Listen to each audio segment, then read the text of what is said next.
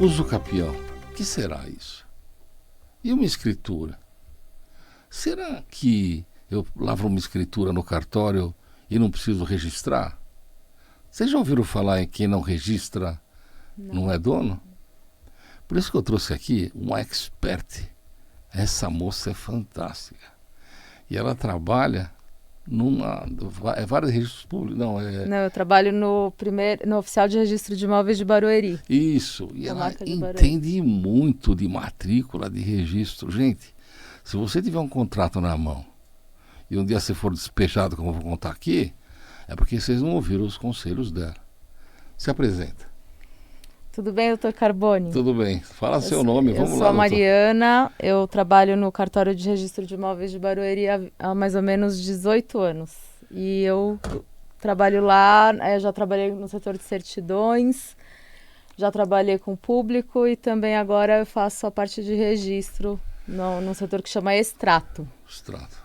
Então, eu queria saber qual a sua dúvida. A nossa preocupação maior aqui, eu tenho visto lá que a pessoa compra um terreno, um lote. E antigamente era o Decreto-Lei 58, tinha que ser 10 por 25. Sim. Então, e o fato de ser 10 por 25, mas as pessoas não tinham condição para ficar com aquele lote. Então, dois compravam em conjunto. E ela deve ver muitos daqui. Então, comprava esse aqui e comprava esse daqui. Acontece que quem está comprando assim é 50% ideal de tudo e 50% ideal de tudo. E dava confusão. Sim, aí, ainda existe isso, que é o famoso desdobro, né? Que as pessoas fazem. Compra e venda, quando elas vão regularizar, elas fazem o desdobro do terreno direito, regularizando o cartório. Então, e eu vi um caso terrível. Ou divisão amigável também tem. Também, mas o caso que eu fiquei consternado, a senhora, ela comprou o terreno, ela fez 3 casas, ela alugava as casinhas. Sim. Ou 4. Ela resolveu vender uma delas. Só que tinha o terreno e a edificação era global, né, pela prefeitura. Não falava, né, porque ela não acertou. Na verdade, quando você compra o terreno e você faz uma construção, primeiro precisa do alvará, do habite da prefeitura para poder levantar essa construção, mas as pessoas não fazem isso. Mas ainda que você tenha comprado um terreno e feito uma construção e não tenha regularizado, tem como fazer isso depois. Uma averbação na matrícula. Mas o problema é que ela não fez e ela foi vender uma casinha e o cartório lavrou uma escritura passando tudo, o terreno inteiro, com as 4 casas. E eu entrei com uma ação de anulação e o juiz disse que como ela escutou a escritura, a lavratura da escritura, ela é narrada, né? Ela perdeu o direito, perdeu as casas e vendeu por uma insignificância. A juíza não deu. É terrível. Então, doutora, conta para eles o que eles têm de fazer, porque às vezes ele está com o documento na mão e não fez nada, e tem coisa pior ainda. Eu tenho loteamentos de 1900 e banana, que já está quitado, está tudo, e ele não tira escritura. Quando ele for tirar a escritura, não tem mais ninguém para assinar. Aí tem de fazer a adjudicação compulsória e tem de fazer o uso capião. Então explica para eles. E mais ainda, eu queria saber do uso capião, que é de graça. Na verdade, eu vou falar por partes. O terreno, na verdade, quem não registra não é dono. Por que isso é tão falado, né? Porque as pessoas, elas são muitas vezes leigas no assunto, a maioria né? E aí a pessoa elas falam, eu tenho a escritura do terreno, eu tenho a escritura da minha casa, então ela acha que ela já é dona, só que não existe, isso é uma coisa muito perigosa, porque a pessoa pode pode existir má fé da parte do alienante, de quem está vendendo. Então a pessoa pode vender para você a casa dela e pode vender para Beatriz também a casa dela, a mesma casa, e quem registra primeiro é o dono. Mas e quem está na posse? Não, a posse, ele pode estar na posse, mas só que o que vale é o registro, o artigo 1245 do Código Civil, que só se dá a propriedade do imóvel com o registro no registro de imóveis, entendeu? Então a pessoa, não adianta ela ter o contrato de financiamento ou ter a posse através da escritura, né, lavrou a escritura, ou ter um contrato, um compromisso de venda e compra e não registrar, porque quem continua sendo do alienante. Então, por exemplo, se a matrícula é minha e eu faço um contrato que eles chamam contrato de gaveta com você, e esse contrato não é registrado, não tem fé pública. Então, o que ela está dizendo para vocês é que aquele contrato que você tem guardado dentro de casa não vale nada se não tiver registrado no registro de imóveis Da competente, comarca, da comarca. Exatamente. Isso. Agora, conta para mim, é imenso o tamanho da tua circunscrição lá? Sim, o cartório que eu trabalho, que é do Dr. Carlos Frederico, ele é o titular do cartório. Ele era um cartório que era da comarca, chamava Comarca de Barueri, então abrangia alguns municípios, que era Santana de Parnaíba, Barueri, Jandira, Carapicuíba e Pirapora do Bom Jesus, mas agora esse cartório já foi desmembrado, né? Que eu vou dizer assim uma palavra mais esdrúxula, foi desmembrado. Agora consiste somente no cartório de Barueri e Jandira. Carapicuíba, Pirapora do Bom Jesus e Santana de Parnaíba já estão com outra titularidade. E Alphaville? Alphaville é Barueri e Santana de Parnaíba, né? Então, quando você fala Barueri e Santana, você está falando Alphaville? 1, 2, 3, 4, 5, 6, sim, isso todos eles, a cada um é em um lugar, né? Existe uma rua, existe lá em Barueri, por exemplo, um lado que existe o Alphaville 0. Um lado é Barueri, outro lado é Santana de Parnaíba, é o mesmo condomínio. Mesmo condomínio. Gente, eles são municípios vizinhos, né? O que ela quer dizer é que se você não regularizar, você vai ter problema. Outra coisa que eu gostaria que você falasse, no caso do inventário, da morte lá dos titulares, da mãe, do pai, e ninguém faz inventário, como é que fica isso? Isso também é muito perigoso, porque até tem um caso disso na minha família. Os meus tios, meus primos não quiseram fazer na parte do meu pai, né? Não quiseram fazer o inventário desde que meu avô morreu, né? Então, meu avô morreu em 1989, acho que foi. Não, morreu, depois minha avó morreu, e aí meu tio morou, né, desculpa lá, porque ele já faleceu, e agora a esposa dele mora lá nesse apartamento e não fizeram nada. Na verdade, isso você não regularizar o documento é uma atitude, que, na minha opinião, que é burro, entendeu? Quem faz isso. Por quê? Porque você não tem a regularização e aí continua incidindo os impostos, né? Você tem que pagar o imposto causa-mortes, né? Para você fazer um inventário, você tem todo um procedimento que você tem que regularizar. Então, quanto mais rápido fizer, melhor é. E aí, porque vai morrer, é o que você falou, né? Os herdeiros podem morrer ao longo do caminho e aí isso se torna mais burocrático ainda. Difícil. Mais ou menos, vou imaginar assim, ó, marido e mulher. Morre um, não faz inventário. Morre o outro, não faz inventário. Aí tem os filhos, um dos filhos morre. Aí você tem que pegar os herdeiros, mais aquele que morreu, vem os herdeiros dele. Vai isso, cada eles vez por representação daí. Exatamente. Eles são herdeiros então, por representação. Vai se tornando cada vez mais difícil. Aí o que eles falam, eu não tenho dinheiro para pagar. Não é assim. Vai na procuradoria, fala com o promotor da cidade, vai ter um advogado de Estado para fazer para você, você vai conseguir justiça gratuita e tem mais. A prefeitura ou o Estado, o imposto sobre transmissão, ele parcela em até 36 meses. Então você vai lá e faz, olha, é muito caro, tá bom, vai lá e parcela. Vai demorar um pouco para registrar, mas você vai conseguir fazer isso daqui. O que não pode é ficar de boca aberta. Eu tenho um caso no escritório que é gozado. Ela acho que chama Vila Talarico, lá do lado de Vila Carrão. Sim. E na época eu trabalhava lá e eu chamava todo mundo para tirar a escritura. Então eles têm a minha carta lá, que eu mandava para todo mundo para passar a escritura. Mas eu tinha todos os talaricos na mão para assinar e eles morreram todos. Então chegou lá uma senhora e quando eu vi essa senhora, o pai dela, era bem idoso, é um senhor de cor. E ele não tirou a escritura, você acredita? Ele teve um monte de oportunidade e não tirou a escritura. O que estava agora? Agora querem juntar todos os lotes para fazer um prédio. E só falta o dela. Mas o contrato de compromisso de venda e compra dele não é nem registrado. Então eu tô pensando se eu faço uso capião ou se eu faço... Ele mora no lugar? Posso Ele mora lá, ele mora no lugar mesmo. Mas eu faço... Ou seria... Como é que você tem outro nome? Adjudicação compulsória. Exato. Mas o problema é localizar essas pessoas. E tem um monte de herdeiro para você achar. Então... Você sabe, às vezes você cai numa situação que é quase que impossível. É gozado e vai atrapalhando a vida. E a filha, ela quer acertar, ela quer vender, mas todo mundo que quer comprar quer pagar preço de banana, porque ele sabe que vai demorar a solução. Então eu trouxe para vocês aqui essa moça, para explicar para vocês, pelo amor de Deus, acerta a documentação. E olha, eu sou contra esse negócio de doação para os filhos. Não tem que dar nada para os filhos, tá? Manda eles trabalhar. Aí quando vocês contam assim, eu vou passar para os meus filhos com usufruto vitalício. É uma porcaria. Eu vou explicar também o que é o usufruto vitalício. A doutora deve saber. É uma droga, não é? Fala para mim. Olha, é assim, ó. Eu tenho um imóvel, 100%, tá aqui, né? Aí eu pego e dou para os meus filhos. E guardo para mim o usufruto. O que é usufruto? É 33%. É 33%. Os filhos ficam com a nua propriedade. Então eu já doei para eles e eu tenho esse pedaço. Na verdade, eles não podem vender, tem as cláusulas de inalienabilidade, empenhorabilidade. Mas eles podem vender se eu assinar junto. Sim. Só que eu só recebo 33%, porque eu passei para eles 66%.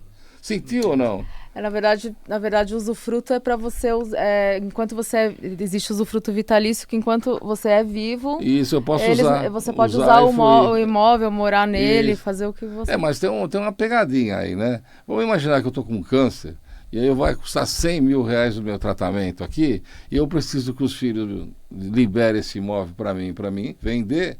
Se eu forçar a barra lá, eles só vão querer me dar 33%. É real ou não é que eu estou contando para a senhora? Na prática, sim. Então, e outra coisa, os filhos casam, tem as esposas, cada um tem outra cabeça. Para que vai gastar dinheiro com o velho aqui? Pelo amor de Deus, deixa ele morrer, é ruim. Tadinho, olha, meus irmãos e minhas irmãs idosas, vocês não querem acabar no asilo? Fica com as suas propriedades em casa, viu? Tudo guardadinho. E tem outra coisa ruim também, que vocês devem conhecer, e ela falou um dia desse, quando existe briga entre os herdeiros e que tem de vender judicialmente falando. E fala para eles do prejuízo que a gente tem numa briga de família. Você sabe bem, né? Na verdade, os irmãos, no caso prático, assim, os irmãos brigam, né? Tem um imóvel da mãe que morreu, os irmãos brigam e não querem vender... de forma natural, que é colocar numa imobiliária, procurar um corretor e vender. Aí aí você tem que entrou na justiça para pedir a extinção de condomínio, né? Isso, aí o juiz manda para leilão e normalmente eles o valor do bem é arrematado pela metade do preço. É muito triste, 40% do valor do bem. Né? 40, 50, 60. A gente tem o caso do Luizinho aqui, que a gente está vendo aqui, que é uma micharia, né? Fala assim, não dá vontade de chorar. Pô, quando você vê lá meu pai, lá, o que ele fez por aquela casa lá e como eles estão fazendo. Então, é assim, gente. Não adianta acreditar nos outros, tem que acreditar em você. Às vezes é melhor a gente pegar um nada quase do que não pegar nada, de invadir as propriedades e ter outro tipo de problema. Mas tem de agir. E tenta solucionar a documentação. E outra coisa, existe gratuidade também para registro? Porque quando eu faço inventário que já é de graça, eu vou lá no registro públicos e não pago nada a escritura. Explica para eles como é que é isso. Isso, essa parte da gratuidade depende, aí é judicial, né? Tem que querer através então imagina só, olha, eu estou aqui no terreno há mais de 10 anos, certo? Estou 20 anos, tá? Eu entro com ação de uso capião. Se o juiz me dá a gratuidade, eu tenho o direito de fazer a perícia, que é uma perícia cara. Na perícia, vai o perito lá, com a equipe dele, demarca o terreno, vê os confrontantes e os confinantes, vê as ruas, faz uma planta que tem conexão, sabe, com um negócio assim que, sei lá como é que é lá, que é... Imagem de satélite? Imagem de satélite, eu sou meio ruim nisso daqui, e a localização.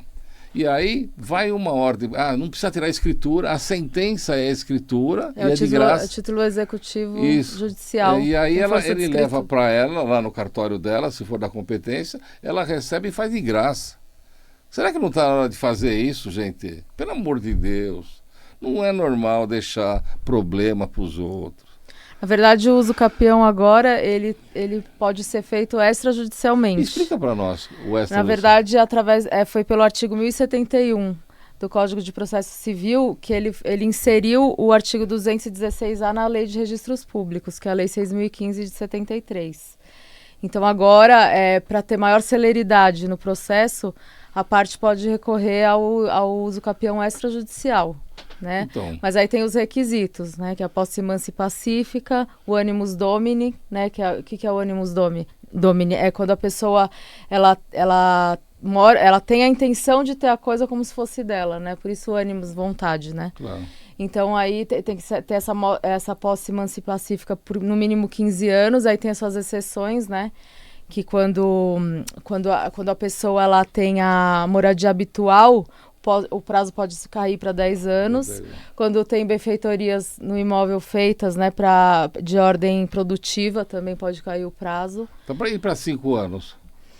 Para 5 anos, assim, existe também de você colocar, se o imóvel ele for uma unidade autônoma de um imóvel, um condomínio edilício, não precisa haver consentimento dos titulares do direito real também para que haja esse uso capião, né? E nem de outros direitos averbados na matrícula. Só que existem algumas exceções, né? Por exemplo, você não pode requerer uso capião de imóvel público. Claro, é impossível. Não pode requerer uso capião de imóvel que tem ação possessória, né? Nesse imóvel de interesse possessório. E imóvel de divergência com vizinhos, né? Que é isso que você estava falando, das medidas, né? Que às vezes tem o vizinho, você não comprou um terreno que não é regular e aí tem o confrontante está errado, tem erro nas medidas de frente, de fundos, né? Mas aí o perito que for do juiz, ele vai lá e ele já separa o que é da Sabesp, se tem uma área dela, o problema da água. Então ele já define, olha, a metragem realmente é menor, porque esse é de um, esse é de outro, e ele faz uso capião e manda fazer uma matrícula só da área que ele tem. Porque normalmente a pessoa entra lá e começa a se ampliar o terreno dele, né?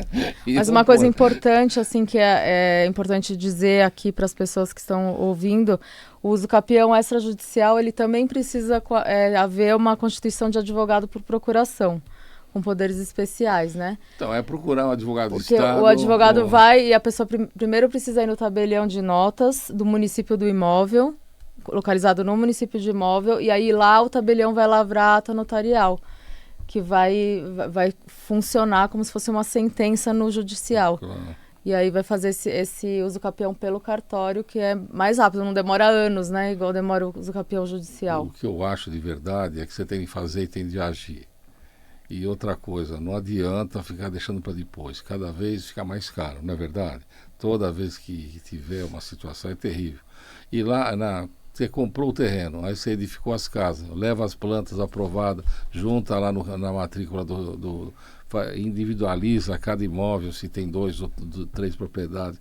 Depois, se tem alguma... mudou a rua, vai lá e averba a mudança de rua. Porque na hora que você quiser vender, eles querem certinho o negócio. Se porventura eu estou vendendo um apartamento lá e a rua da frente lá mudou de nome, eu vou ter que fazer a averbação da rua da frente, se tem alguma outra alteração na matrícula, porque ninguém compra assim. E outra coisa, hoje em dia, os imóveis são mais financiados.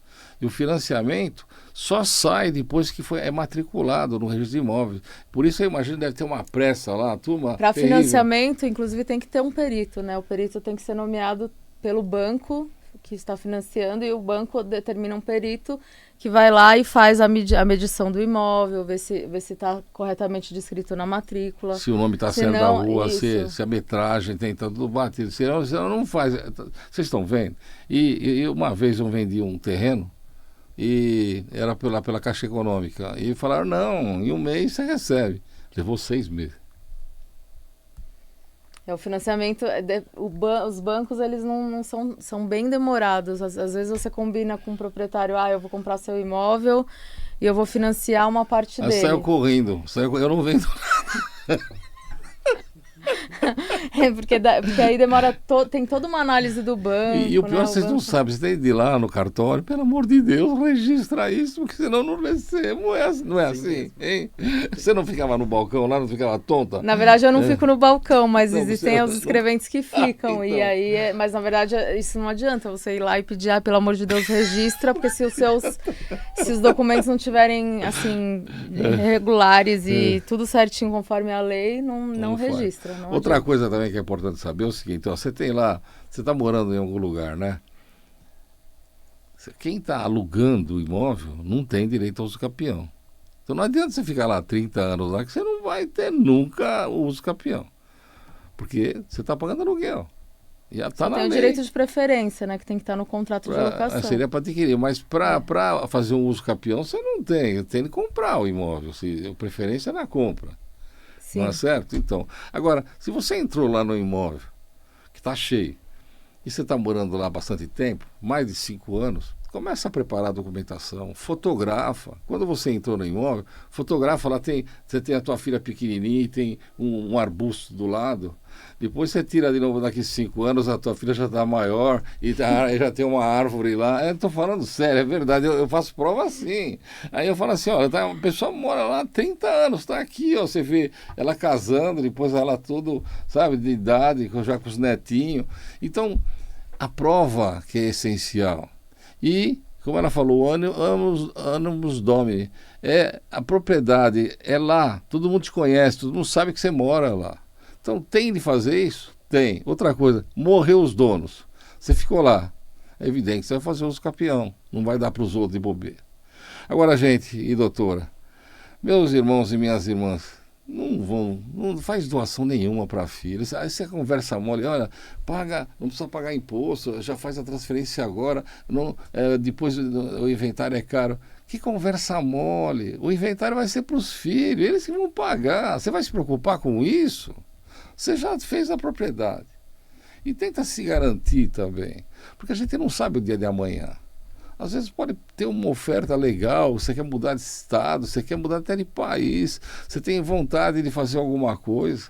A idade, ela mudou muito. Antigamente, eu vi num jornal antiguíssimo dizendo que uma velhinha de 42 anos, você acredita? A gente viu, né, outro dia, você já viu, então, as fotos das pessoas de 40 anos nos anos 80. Meu Deus, parece de 70. E vocês não sabem, antigamente, um homem de 40, 45 anos, infartar era rotina nos tempos lá. Eu lembro do meu pai uma vez que o médico falou que ele tinha 1 mês de vida por causa do coração e ele achou que ia morrer mesmo. Então o tempo das pessoas era diferente. Hoje tem gente de 90, 93 anos que está firme aqui. Tem meus clientes que têm 95 anos e ela briga pelos direitos dele. Então você tem que pensar em você e na tua mulher.